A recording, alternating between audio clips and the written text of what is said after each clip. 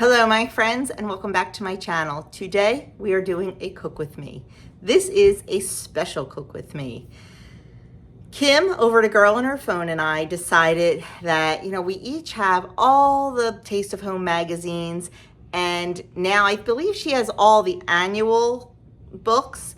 I'm collecting them so I can put my magazines away and just have the annual books. But anyway, we decided since we have all these, we need to start using them. And we thought it would be really fun to pick a year and pick a category and then each pick a recipe out of the book and make it for you guys. Kind of like a little mini collab series. I'm not sure how often we're going to do this, if it's going to be weekly, bi-weekly, monthly, or whenever the mood strikes us. But I think it's going to be a lot of fun. And you know what? It pushes you out of your comfort zone. I used to be so good about making all kinds of new recipes and different recipes, and then you kind of get in a, comfortable spot. And you just make the same things over and over again. And in the winter, I'm really good. In the summer, I'm not. In the summer, I never make new recipes because it's summer and we're busy and, So I love this idea. It's going to push us out a little bit and make us try new things, and why not share them with you guys? You might find something you like. So today for dinner, I am making meatballs in cream sauce.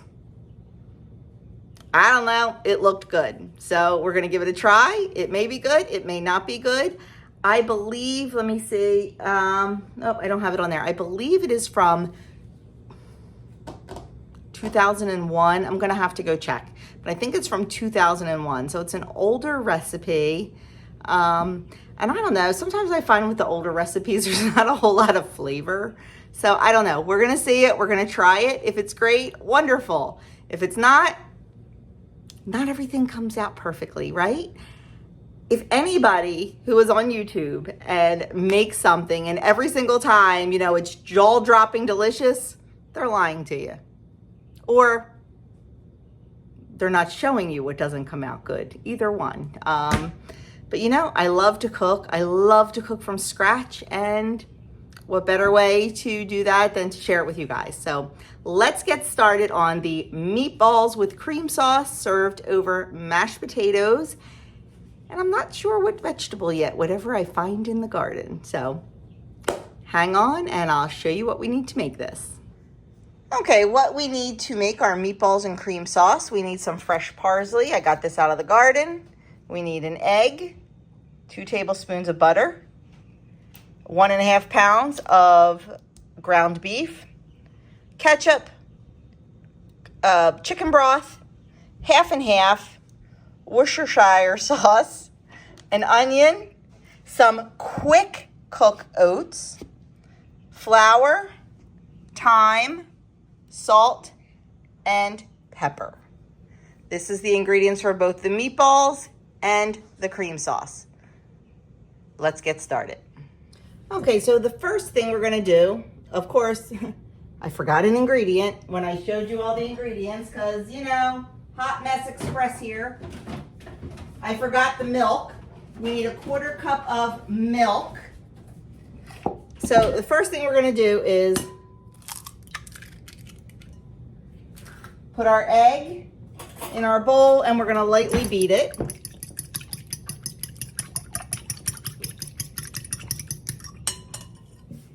Then to that, we're going to add a 1/4 cup of milk. Way too much. If you don't know, whenever you measure a liquid in a liquid, you should always measure liquids in a liquid measuring cup. And when you put it in there, you should put it on the counter. Let's see if I can do this in the camera. Then get down and look at it at eye level to get a nice accurate measurement. I put in what I thought was a 1/4 cup and it wasn't. So I always take that extra step and do that, especially if I'm baking, because baking is pretty much a science sometimes. Now we're gonna need 2 tablespoons of ketchup. Now you can substitute, you know, I use 1% milk. You can substitute whatever kind of milk you like to use. I use just regular old organic ketchup. You can use whatever kind of ketchup you like to use. Then we need a teaspoon of the W sauce.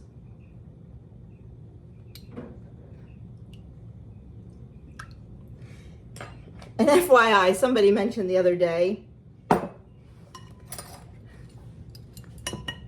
none of my spoons or measuring cups match because I have 3 different sets of each, all stainless steel, but all different brands. That's why they always look so different.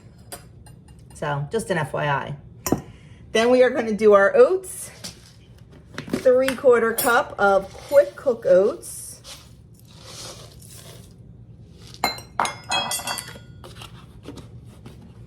And then we are going to do 1/4 cup of finely chopped onion.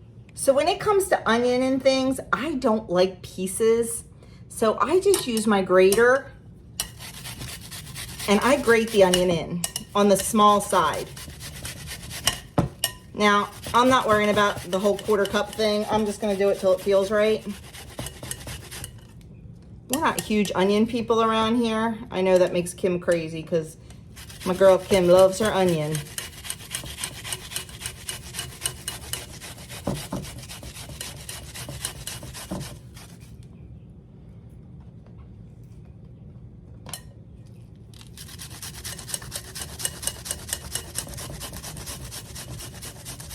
Okay, we're going to do 1/2 of a medium onion. Give or take, that's enough for me. You know what? Do a couple more swipes. And that'll look like about 1/4 cup.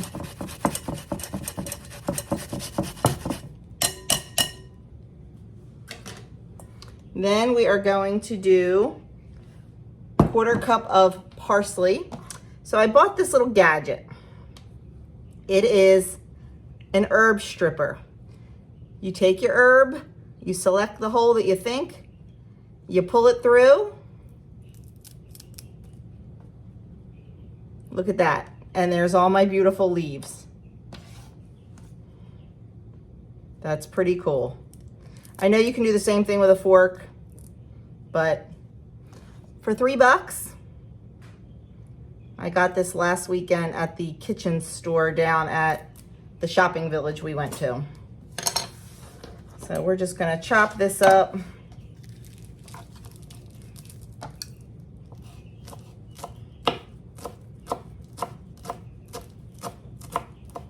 I probably didn't get quite enough out of the garden.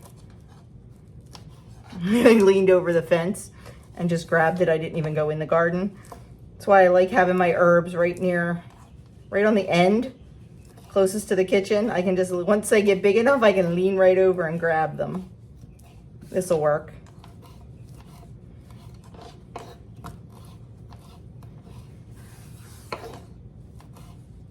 Okay.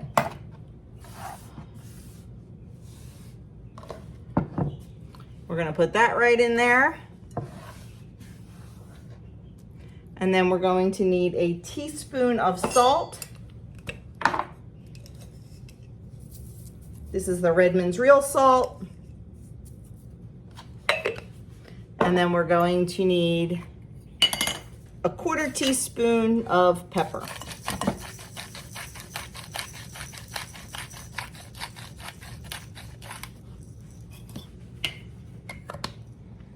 We're going to give that a little mix with our fork. And then we are going to take our 1.5 pounds of ground beef and just crumble it right over the top. I had to thaw a second package of ground beef. Luckily, I had a 1/2 pound in there that was frozen because I only have 1 pound packages of ground beef.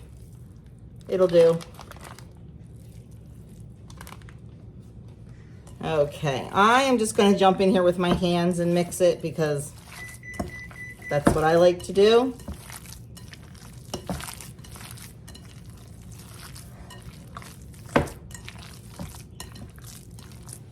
Mix it gently but well.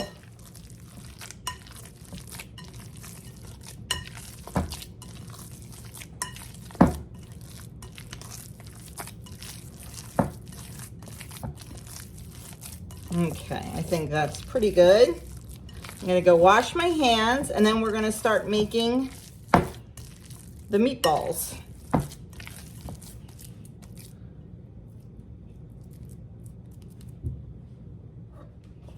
Okay, now that our meat is all mixed, what we're gonna do is start making the meatballs.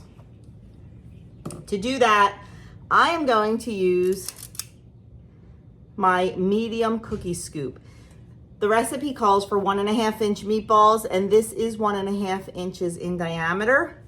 So I'm just gonna scoop it up, roll it in my hands, and then it says to roll it in flour, shaking off the excess. This is something I've never seen before, so who knows? And then I'm going to place the meatballs on the broiler pan that came with my oven and bake them in the oven like that. I love using my broiler pan when I do meatballs in the oven, because that way any excess fat drips right down and the meatballs don't sit in it. So we're just going to go and get all these made. This will be interesting, the whole dip in the flour thing. I can see if you were frying them, like that the flour may help with some browning or something, but I don't know. It's interesting. So I'm gonna go get these done, and we are gonna get them in the oven at 400 degrees for 10 minutes. Then we're gonna take them out and we're gonna turn them all over and cook them another 12 to 15 minutes until they are cooked through about 165 degrees. Okay, here are all the meatballs on the tray. 2, 4, 6, 8, 10, 12, 14, 16, 18, 24 meatballs. I'm not sure how many I was supposed to get out of it, but this is supposed to serve 4. There is no way I am eating 6 meatballs. That is way too many.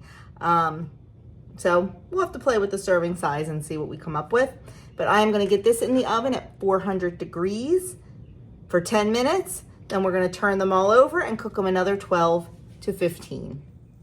Okay, they've been in for 10 minutes, so I'm just going to, oh, you know what? It did say to grease this, and I ignored that part because I figured, oh, there's enough grease in the ground beef. Guess I should have greased it. Oh yeah. I never ever grease it when I make meatballs, ever. There we go.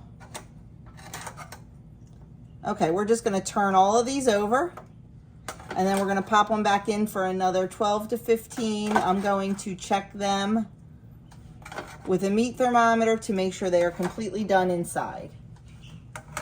And once they have about 6 minutes left to go, I'm going to get started on our cream sauce. Okay, we're gonna get started on our cream sauce. So in my skillet here, I have 2 tablespoons of butter that I have melted down. I have the skillet over a medium-high heat. And to that, I'm going to add 2 tablespoons of flour, a 1/4 teaspoon of dried thyme, and salt and pepper to taste. We can always go back and readjust the seasonings. We are just going to stir this and let that flour cook through for about a minute. Get it nice and smooth.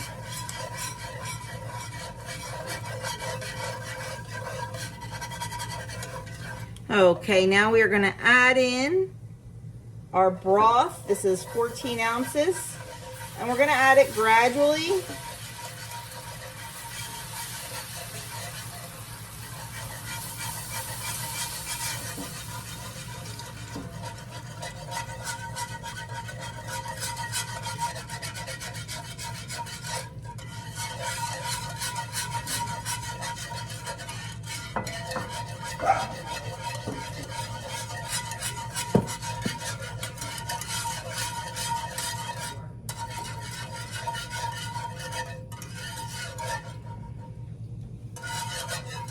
Gonna raise the heat up just a little bit.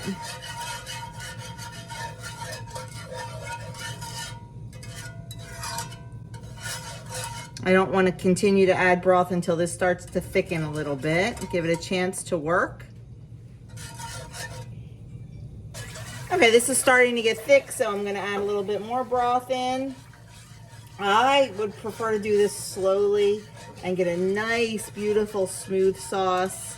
Then rush it and risk lumps and not a thick sauce, because y'all know how I am about my thick sauces.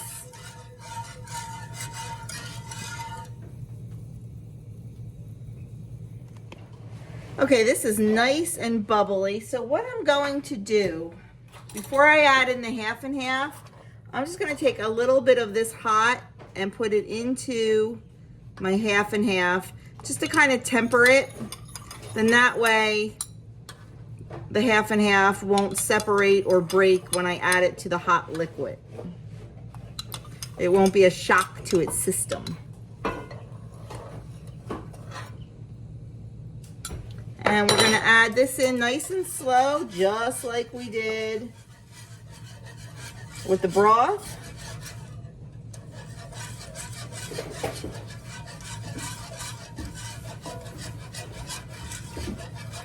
And if the sauce is not thick enough for your liking when it's done, you can always make a little roux of either cornstarch or arrowroot powder and a little bit of liquid and thicken it more.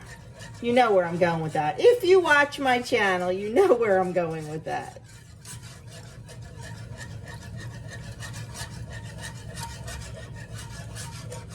Okay, we're just gonna let this come back up to a nice simmer, and we're gonna see how thick it gets, and then we'll decide what we want to do.